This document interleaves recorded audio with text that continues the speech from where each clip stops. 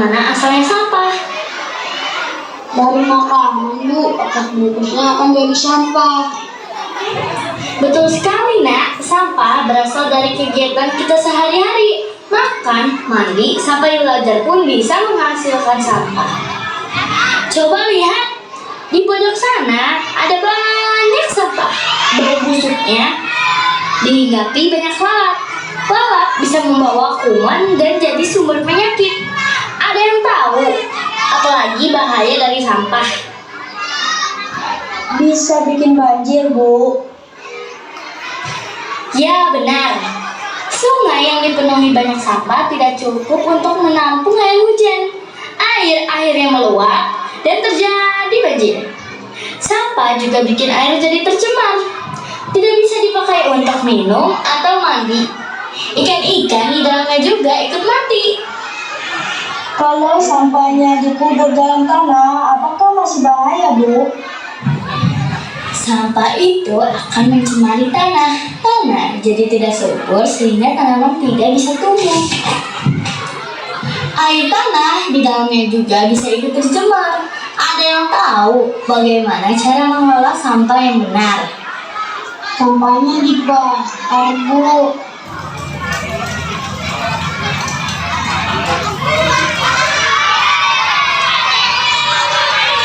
Keren tepuk tangannya. Mantap, keren. Wah, masih kurang tepat ya. Asap pembakaran bisa jadi polusi di udara. Kalau dihirup, bisa menyebabkan sakit pernapasan. Cara yang lebih tepat adalah dengan mencegah, kira, dan olah sampah. Bu Guru jelaskan satu-satu ya. 1. Caranya dengan membawa perlengkapan sendiri ke sekolah. 2. Kurangi penggunaan kertas. 3. Sumbangkan buku pelajaran. Kalau pilah maksudnya apa, Bu?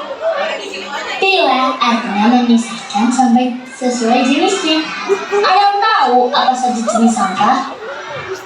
Sampah organik dan anorganik, Bu. Benar, sampah organik itu mudah hancur dan membusuk. Contohnya sisa makanan, kulit buah, dan daun-daunan. Kebalikannya, sampah anorganik sangat sulit hancur.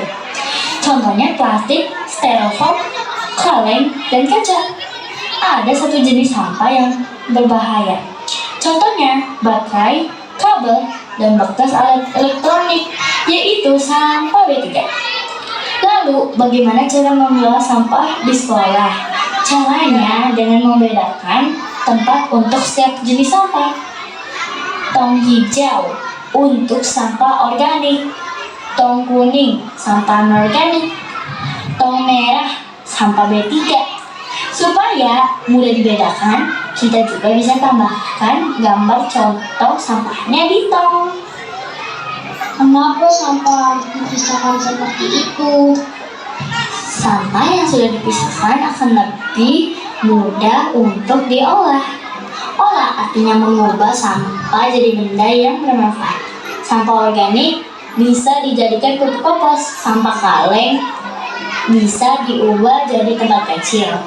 Sampah kertas bisa didaur ulang menjadi kertas baru atau dijadikan bahan kerajinan.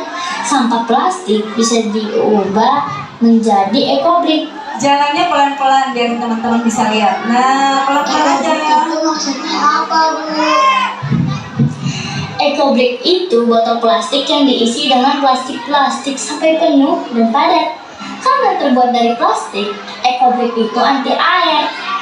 Ekobrik kemudian bisa disusun untuk membuat benda lain. Ya, Contohnya kursi atau meja. Bisa diduduki. Nah, sekarang kita sudah paham ya bagaimana cara mengelola sampah yang tepat.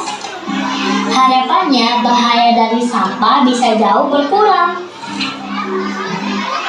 Iya, beri tepuk tangan yang meriah untuk kelas 4A. Masya Allah.